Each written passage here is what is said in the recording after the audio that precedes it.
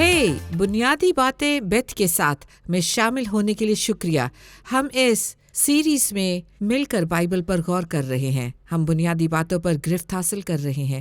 ہم بات کریں گے کہ کثرت کی زندگی کا تجربہ کیسے حاصل کریں، اور یسوع نے یوحنا 10:10 میں یوں فرمایا ہے، میں اس لیے آیا کہ وہ زندگی پائیں اور کثرت سے پائیں۔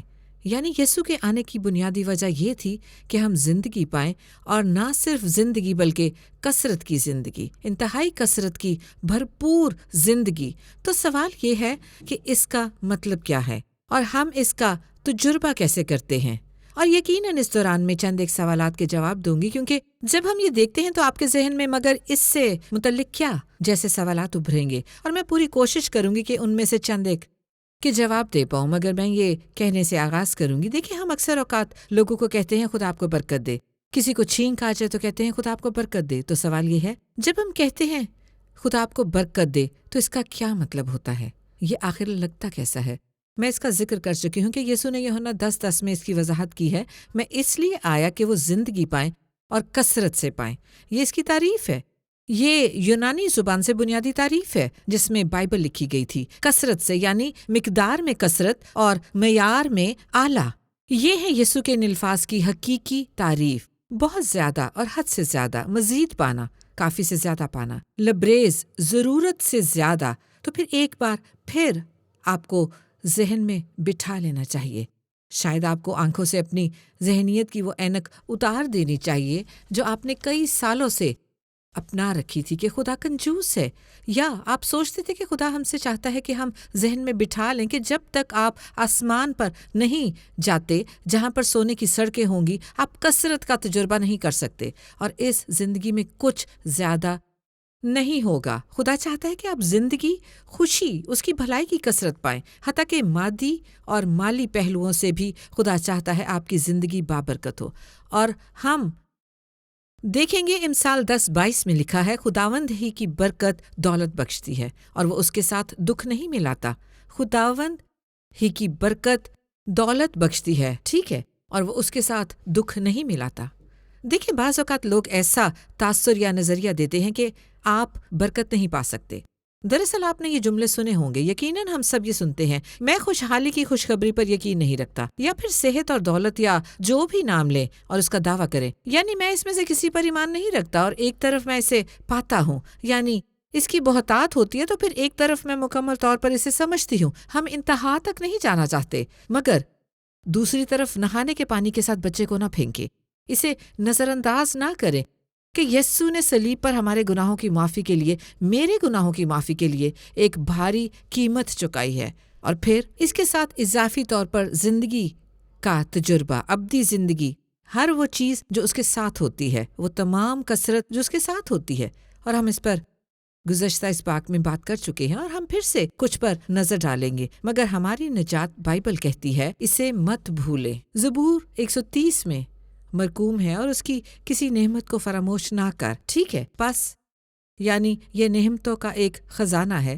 جو آپ نے اور میں نے پایا ہے۔ یہ نعمت جس کا ہم نے تجربہ کیا ہے، یہ ہماری سوچ سے کہیں بڑا اور کثرت سے ہے جو خدا نے ہمیں مہیا کیا ہے۔ تو جب ہم اس طرح کی آیات دیکھتے ہیں، خداوند ہی کی برکت دولت بخشتی ہے اور وہ اس کے ساتھ دکھ نہیں ملاتا۔ میں جانتی ہوں وہاں رسائی کیسے پانی ہے اور لوگ اسے انتہا تک پہنچاتے ہیں۔ واپس آیت پر چلتے ہیں۔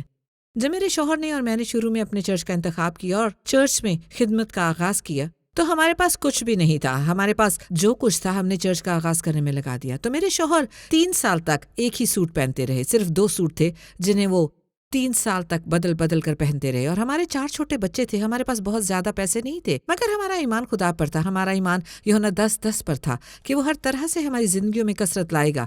روحانی طور پر کثرت تھی، 4 بچے تھے، یہ بھی اس کا فضل تھا۔ ہمارا چرچ آگے بڑھ رہا تھا، مگر مادی اور مالی حوالے سے ہمارے پاس کثرت نہیں تھی، اور میں کبھی وہ دور بھول نہیں پاتی، یعنی بہت سی باتیں ترتیب سے وقوع پذیر ہوئی۔ ایک شخص جو ہم جانتے تھے کہ ہمارے چرچ نہیں آتا، مگر وہ ہمارے دوست تھے، اور وہ ہمارے پاس آئے اور انہوں نے کہا، سنو، تمہیں کشتی کیسی لگے گی؟ تمہیں اسپیڈ بوٹ کیسی لگتی ہے؟ ہم نے کہا، کیا؟ ہاں، یقینی طور پر۔ تو انہوں نے ہمیں ایک پرانی اسپیڈ بوٹ دی، مگر ہمیں اس کی پرواہ نہیں تھی۔ اس میں پانی ڈالا جا سکتا تھا اور ہمارے بچے اس میں کھیل سکتے تھے، یہ زبردست تھا۔ اور پھر اچانک یہ نوجوان پاسٹر آئے اور کہا سنو آپ کو کیسا لگے اگر ہم آپ کو ایک ٹریمپولین دیں؟ ہمارے بچوں نے اس سے زیادہ استعمال نہیں کیا کہ آپ کو ہمارا ٹریمپولین اچھا لگا؟ یہ بالکل نیا نہیں تھا مگر یہ ٹریمپولین تھا۔ تو اب ہمارے صحن میں ایک ٹریمپولین موجود تھا اور پھر چرچ میں ایک لڑکی نے مجھ سے کہا میں آپ کو کچھ نئے سوٹ خرید کر دینا چاہتی ہوں۔ یہ پرانے دنوں کی بات ہے، شاید کچھ لوگوں کو یاد ہو، اسکرٹ سوٹ اور پینٹ سوٹ۔ میں جانتی ہوں کچھ جگہوں پر اب بھی وہ دلکش لگتے ہیں اور ان دنوں میں تو یہ بہت بہتر لگتے تھے جب مجھے یہ ملے تھے، جب میں نے انہیں پہنا تھا۔ میرے کپڑے پرانے اور اتنے اچھے نہیں تھے، اگر میں ایمانداری سے بتاؤں تو میرے کپڑے اتنے اچھے نہیں تھے، مگر میں شکر گزار تھی۔ سنیں، یہ ایک اچھا رویہ تھا۔ تو مجھے 2 نئے اسکرٹ سوٹ ملے، 2 نئے باکسی اسکرٹ سوٹ۔ اچانک ہی مجھے نئے سوٹ مل گئے، ہمیں ٹریمپولین مل گیا تھا، ہمارے راستے میں ہمیں بوٹ مل گئی تھی، اور مجھے یاد ہے کہ یہ سب پا کر میں نے کہا او واو، ہمیں معذرت کرنی چاہیے تھی۔ شاید ہم پڑوسیوں کو بتا سکتے کہ دیکھیں یہ تحائف ہیں، ہم نے انہیں خریدا نہیں، ہمیں کسی نے یہ دیے ہیں۔ ہم نے محسوس کیا کہ اس کے اظہار کی ضرورت ہے، جو کچھ اس دنیا سے متعلق ہوتا ہے۔ جیسے ہم اس کی ضرورت کیسے محسوس کرتے ہیں؟ کیونکہ ہمیں آنکھوں سے اس اینک کو اتارنے کی ضرورت ہے جس سے متعلق میں آپ کو بتا رہی ہوں۔ ہمیں بائبل کا مطالعہ کرنے اور دیکھنے کی ضرورت ہے کہ خداوند ہی کی برکت دولت بخشتی ہے اور وہ اس کے ساتھ دکھ نہیں ملاتا۔ کسی معذرت کی ضرورت نہیں، آپ کو وضاحت کرنے کی ضرورت نہیں۔ خواتین جانتی ہیں، ہم ہمیشہ یہ کرتی ہیں، ہم کچھ خریدتی ہیں اور پھر کوئی کہتا ہے اور مجھے آپ کا یہ نیا بلاؤز بہت اچھا لگا، اور ہم کہتی ہیں دیکھیں میں نے یہ سیل سے لیا ہے، کیونکہ خدا نے کسی کو بتانے سے منع کیا ہے کہ ہم نے پوری قیمت چکائی ہے۔ صحیح، یہ سب کیا ہے؟ یہ محض ہماری ذہنیت ہے، مگر اس ذہنیت کو ماضی بنائیں اور خدا کی کثرت کے تجربے میں داخل ہوں اور خود غرضی، لالچ دیکھیں، لالچ مادہ پرستی کی ذہنیت کے ساتھ، اور پھر فراخ دل روح رکھے تاکہ اس کثرت کی دنیا میں موجود دوسرے لوگوں کے ساتھ شراکت کریں۔ آمین۔ ٹھیک ہے، میں نے بارہا یہ کہا، مگر ہم اس خاص بات پر آتے ہیں۔ یوحنا کا 3 خط 2 آیت دیکھیں۔ یہ پاک روح یوحنا رسول کی معرفت ہم کلام ہے۔ اے پیارے، میں یہ دعا کرتا ہوں کہ جس طرح تو روحانی ترقی کر رہا ہے اسی طرح تو سب باتوں میں ترقی کرے اور تندرست رہے۔ کیا آپ جانتے ہیں کہ کنگ جیمز ورژن میں دراصل یہ آیت کہتی ہے اے پیارے، میں یہ دعا کرتا ہوں کہ تو سب باتوں میں، یہ خدا کا دل ہے کہ تو سب باتوں میں ترقی کرے اور تندرست رہے، جس طرح تو روحانی ترقی کر رہا ہے کہ تو کثرت سے برکت پائے، ترقی کرے، بھلائی اور صحت پائے جیسے تو روحانی ترقی کر رہا ہے۔ یہ آپ کے لیے خدا کی مرضی ہے۔ ٹھیک ہے، تو اس سے متعلق لوگوں کی باتوں سے نکلیں، محاسبت کرنا بند کریں۔ اس کے لیے صحیح دل اور صحیح محرکات رکھیں۔ لوگوں کی باتوں پر بالکل دھیان مت دیں۔ یہ آپ کے لیے خدا کا کلام ہے اور آپ ان سے بالکل معذرت نہ کریں۔ آپ کو اپنی زندگی کے ان مختلف تجربات سے ہی آپ نے سیکھنا ہے۔ ٹھیک ہے، صحیح۔ ایک اور آیت دیکھتے ہیں، زبور 103 کی یہ آیت دیکھیں، مجھے یہ بہت پسند ہے۔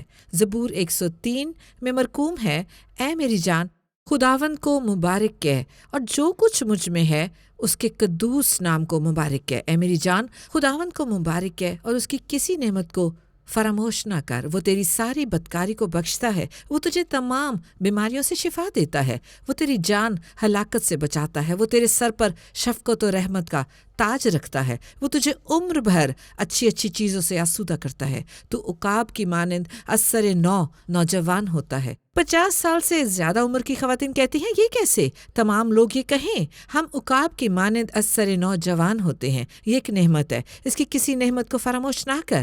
وہ کہتا ہے خداوند کو مبارک کہہ، اس کی کسی نعمت کو فراموش نہ کر، اپنی نعمتوں کو یاد رکھیں۔ سنیں، مجھے یقین ہے اگر آپ ملازمت کرتے ہیں اور آپ کو کچھ مراعات ملتی ہیں جس میں قابل ذکر میڈیکل، دانت، نظر اور کچھ ریٹائرمنٹ کی مراعات ہوتی ہیں، میں یقین سے کہہ سکتی ہوں کہ جو کچھ آپ کی مراعات ہیں، اور جب آپ ریٹائر ہوتے ہیں تو آپ یقیناً بتائیں گے کہ ایک پائی بھی نہ چھوٹے۔ کیوں؟ کیونکہ آپ اپنی مراعات سے واقف ہیں۔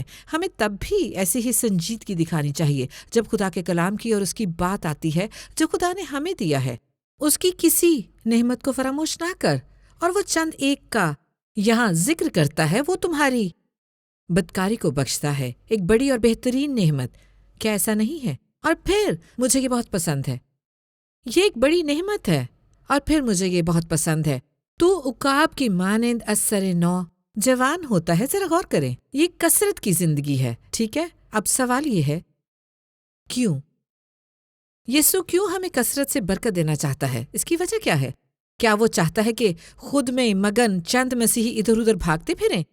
یقیناً ایسا نہیں، بلکہ وہ چاہتا ہے کہ ہر طرف بابرکت مسیحی ہوں جو دوسروں کی برکت کا وسیلہ بنے۔ آپ نے مجھے کئی بار یہ کہتے سنا ہوگا، ہمارے لیے برکت اور ہمارے وسیلے برکت۔ چلیے دیکھتے ہیں پہلا تیموتھیوس 6 باب۔ یہ ایک زبردست حوالہ ہے۔ پہلا تیموتھیوس 6:17 میں مرقوم ہے، اس موجودہ جہان کے دولت مندوں کو حکم دے کہ مغرور نہ ہو اور نا پائیدار دولت پر نہیں بلکہ خدا پر امید رکھیں جو ہمیں لطف اٹھانے کے لیے سب چیزیں افراد سے دیتا ہے۔ تو اس چھوٹے سے حوالے میں بہت کچھ ہے۔ پہلا تیموتھیوس 6 باب اس کی 17 اور 18 آیات، اس میں بہت کچھ ہے۔ وہ دولت مندوں سے مخاطب ہے۔ آئیں دیکھتے ہیں پہلا تیموتھیوس 6 باب 17-18۔ وہ دولت مند لوگوں سے مخاطب ہے اور وہ دولت مند لوگوں پر بھڑکتا نہیں۔ دراصل بہت سے شاگرد دولت مند ماہی گیر کاروباری لوگ تھے۔ اپنی بلاہٹ سے پہلے تو یسوع دولت مندوں کے خلاف نہیں، وہ بس انہیں بتاتا ہے کہ اپنی افراد کے ساتھ کیا کرنا ہے۔ وہ کہتا ہے مغرور نہ ہو، گھمنڈ نہ کریں، بلکہ وہ کہتا ہے خدا پر امید رکھیں۔ دراصل وہ کہتا ہے نہ پس پائیدار دولت پر امید نہ رکھے۔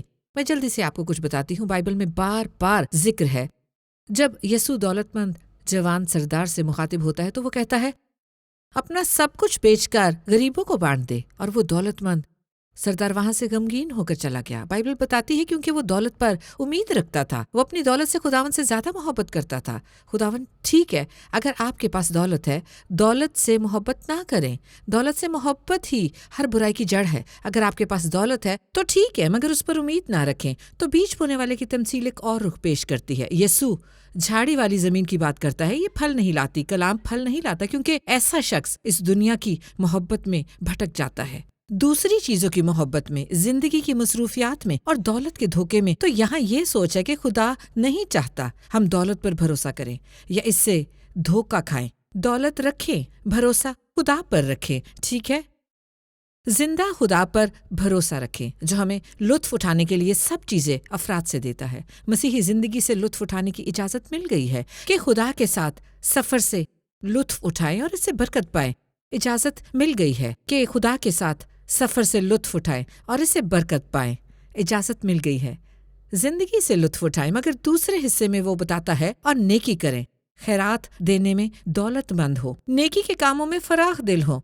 تو میں چاہتی ہوں کہ آپ ہمارے ساتھ خدا کی بھلائی کے پس پست روح کو سمجھیں۔ 2 وجوہات ہیں کیوں برکت پائیں۔ خدا آپ سے پیار کرتا ہے، وہ چاہتا ہے آپ برکت پائیں۔ نمبر 2، خدا دوسروں سے محبت کرتا ہے، وہ چاہتا ہے آپ دوسروں کے لیے بابرکت ہوں، ٹھیک ہے؟ فلپیوں 4 باب کی 11 سے 13 آیت تک دیکھیں، کیونکہ میں بھرپوری کے اس عنصر پر جلدی سے بات کرنا چاہتی ہوں۔ اب ایک طرف ہم اپنے ایمان کو استعمال کرتے ہیں، خدا پر ایمان رکھتے ہیں، ہم جانتے ہیں وہ چاہتا ہے کہ ہم کثرت کی زندگی پائیں اور ایمان سے ہم ایمان کا بٹن آن کر لیں، اور اس کے لیے اس پر یقین کرتے ہیں، ان سب باتوں کے لیے اس پر بھروسہ کرتے ہیں۔ بلکہ ہم ذکر کر رہے تھے اور اسی دوران دوسری طرف ہم مطمئن دل بھی رکھتے ہیں، یعنی ہم لالچی نہیں ہوئے، ہم کینہ نہیں رکھتے، ہم مادہ پرست نہیں ہوئے، ہم اس پر حسد کرتے جو دوسروں کے پاس ہے۔ میں مطمئن ہوں۔ تو آئیے دیکھتے ہیں فلپیوں 4 باب میں پولس رسول کیا کہتا ہے۔ سنیں، یہ نہیں کہ میں محتاجی کے لحاظ سے کہتا ہوں، کیونکہ میں نے یہ سیکھا ہے کہ جس حالت میں ہوں اسی پر راضی رہوں۔ میں پست ہونا بھی جانتا ہوں اور بڑھنا بھی جانتا ہوں۔ ہر ایک بات میں میں نے سیر ہونا، بھوکا رہنا اور بڑھنا گھٹنا سیکھا ہے۔ جو مجھے طاقت بخشتا ہے اس میں سب کچھ کر سکتا ہوں۔ کیا یہ آیت دلچسپ نہیں؟ میں مسیح میں سب کچھ کر سکتا ہوں جو مجھے طاقت بخشتا ہے۔ کیا یہ مطمئن ہونے کے حوالے سے دلچسپ آیت نہیں ہے؟ پولس راضی رہنے سے متعلق بات کر رہا ہے۔ آپ مطمئن ہو سکتے ہیں، میں مطمئن ہو سکتی ہوں۔ آپ کو ان لوگوں کے لیے حاسد یا لالچی یا کینہ پرور یا تنقیدی یا بدگمان ہونے کی ضرورت نہیں۔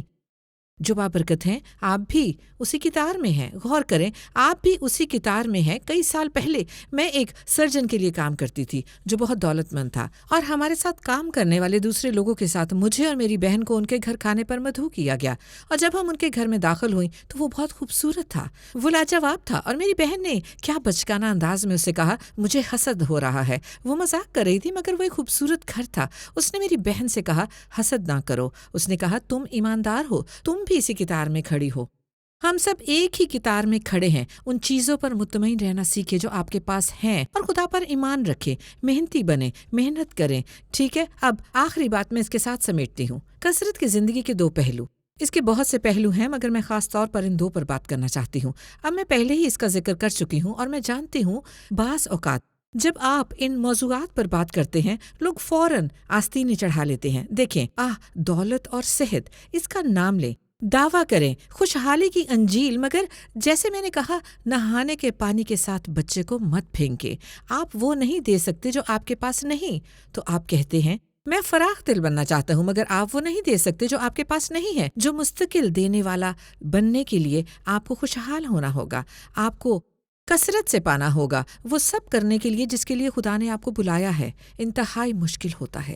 جب آپ کمزوری اور درد کی زندگی کا شکار ہوں، بس آپ کو خدا کی قوت، طاقت، صحت، تندرستی درکار ہے، زمینی، جذباتی اور روحانی طور پر، تاکہ آپ اس کی ساری مرضی پر کاملیت میں کھڑے ہو سکیں.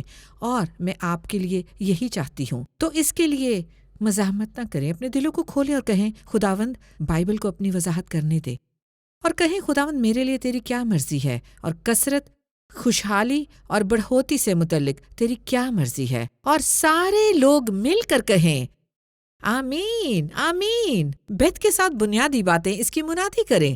ٹھیک ہے، میرے خیال میں کروں گی. گلاطیوں 3:13-14 پر غور کریں.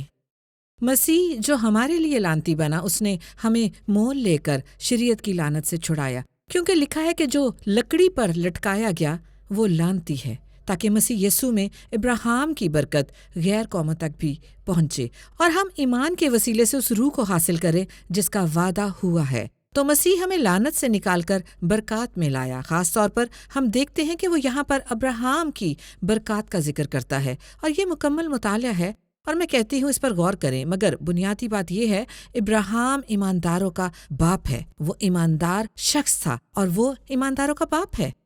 اور ایمان سے ہم ابراہیم کی زندگی میں دیکھتے ہیں اس نے طویل، تندرست اور صحت مند زندگی پائی. اور پیدائش 24ویں باب میں لکھا ہے اور ابراہیم ضعیف اور عمر رسیدہ ہوا، اور خداوند نے سب باتوں میں ابراہیم کو برکت بخشی تھی. تو ہم جانتے ہیں اس نے تندرستی اور صحت، کاملیت اور قوت کے حوالے سے ایک اچھی زندگی بسر کی. آپ ابراہیم کی زندگی پر غور کریں تو آپ دیکھتے ہیں اس کی بیوی، بچے اور میرے خیال میں 300 نوکر تھے جو کہ اسی کے گھر میں رہتے تھے. یہ اس وقت بہت بڑا گھر ہوگا، زمین کا ایک بڑا خطہ، جہاں اس کے ملازم اس کے ساتھ ان کاموں کو پورا کرنے کے لیے اس کے ساتھ رہتے تھے جو خدا نے اسے کرنے کو کہا تھا. نکتہ یہ ہے کہ وہ خوشحال شخص تھا. اس کے پاس سونا اور چاندی تھا. یہ سب بڑھتا رہا، یعنی یہ دولت مند اور صحت مند تھا، اور وہ ایمانداروں کا باپ تھا، اور وہ خدا کا دوست تھا. یعنی خدا اس کے خلاف نہیں تھا، خدا اس کے ساتھ تھا، اور ابراہیم کا دل راست جگہ پر تھا. وہ بابرکت تھا دوسروں کے لیے.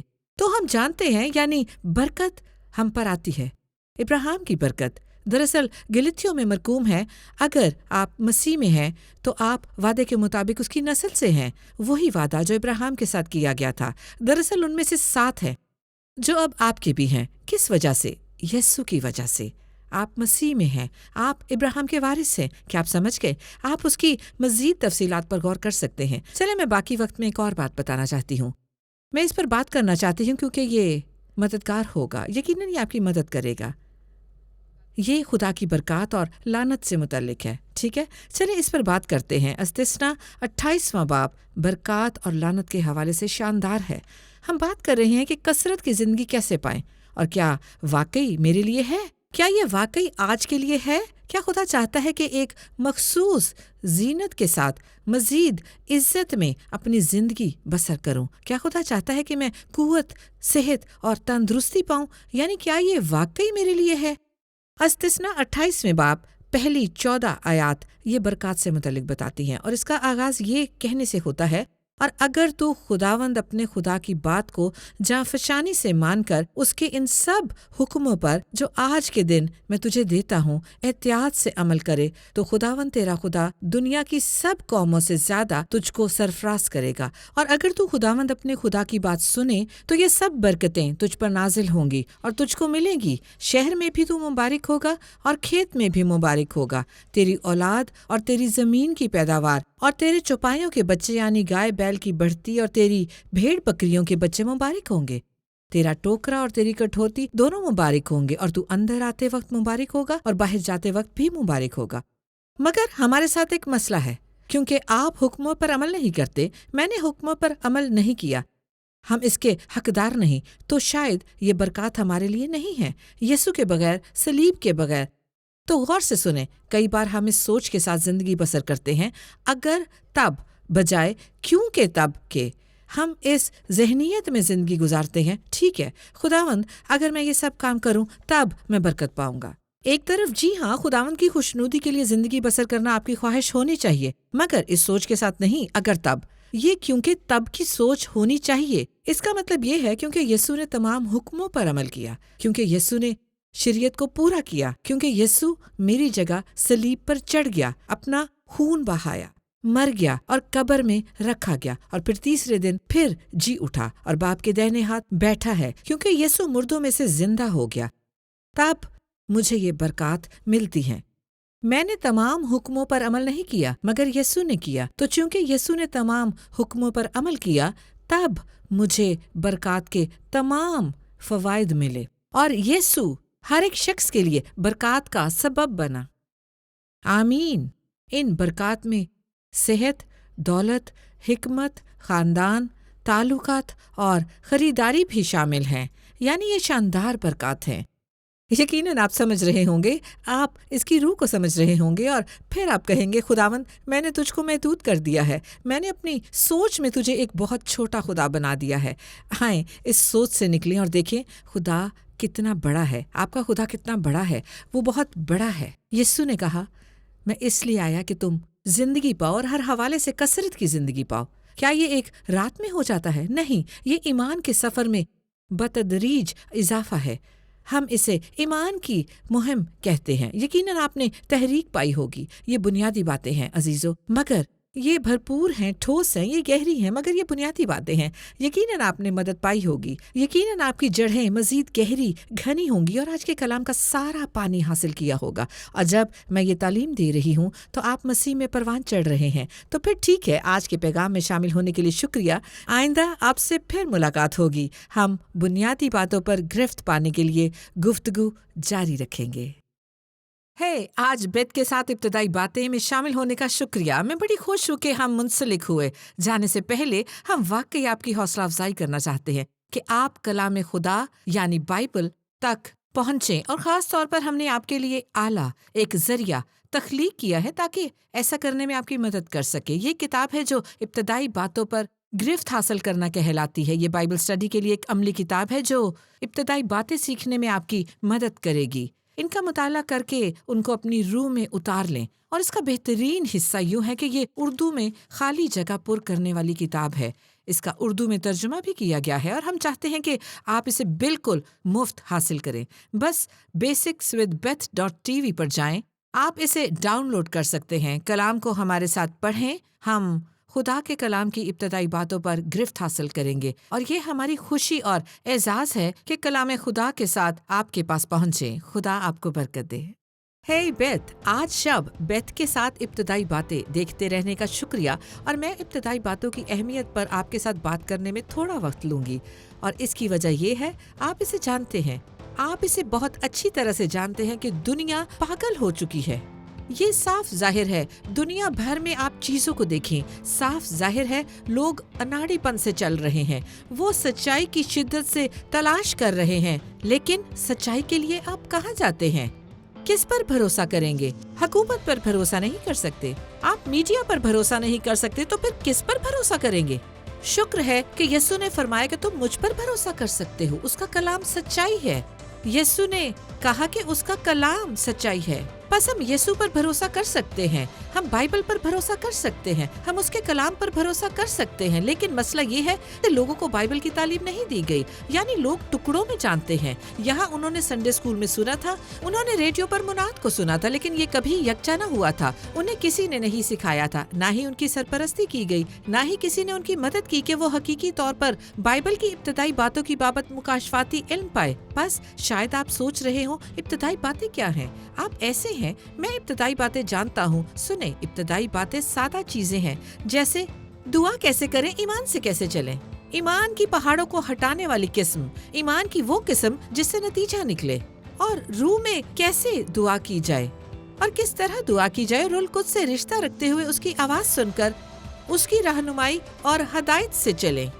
उस इख्तियार को किस तरह समझा और काम में लाया जाए जो यीशु ने अपने नाम में आपको बख्शा है। यानी सुनने में ये कोई अजीम तरीन नजरिया नहीं जो हमने सुना हो, यानी हम उसमें कैसे चलते हैं।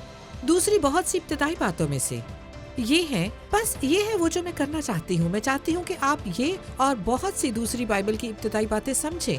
मैं चाहती हूँ कि खुदा का कलाम आपके दिल की गहराई में उतर कर बोया जाए, ताकि आप जिंदगी को तामीर कर सके, ताकि आप मुकाशफाती इल्म पर पहाड़ की तरह मजबूत बुनियाद रख सके। दूसरे लफ्जों में हम देखते हैं कि बिजली के बल्ब बुझ जाएं।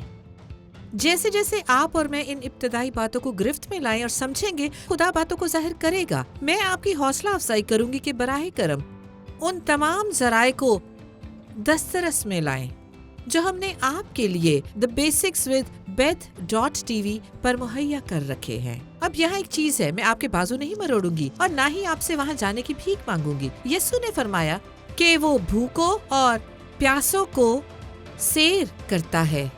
अगर आप खुदा और उसके कलाम के लिए ज्यादा भूख रखते हैं तो द बेसिक्स विद beth.tv पर जाएं और तमाम ऑनलाइन कोर्सेज, तमाम कुतुब और तमाम जराए का जायजा लें जो सिर्फ आपके लिए बनाए गए हैं।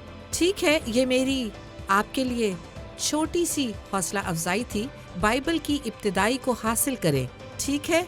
और आज के प्रोग्राम में मेरे साथ शामिल होने का एक बार फिर शुक्रिया।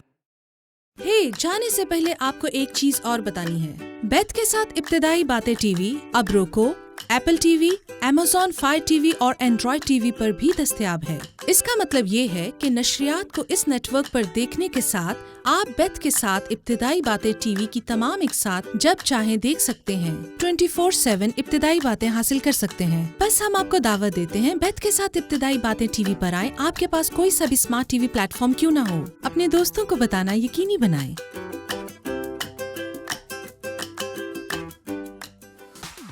आज शो देखने के लिए शुक्रिया। हमें उम्मीद है कि इस पैगाम ने आपको इब्तिदाई बातें समझने, जिंदगी गुजारने और कोई मादी शय करें। DVR को सेट करना यकीनी बनाएं ताकि आपकी कोई किस्त रह न जाए। बेथ जोन्स के साथ इब्तिदाई बातें या तलब फरमा कर ज्यादा प्रोग्राम देखने के लिए द बेसिक्स विद beth.tv पर विजिट करें।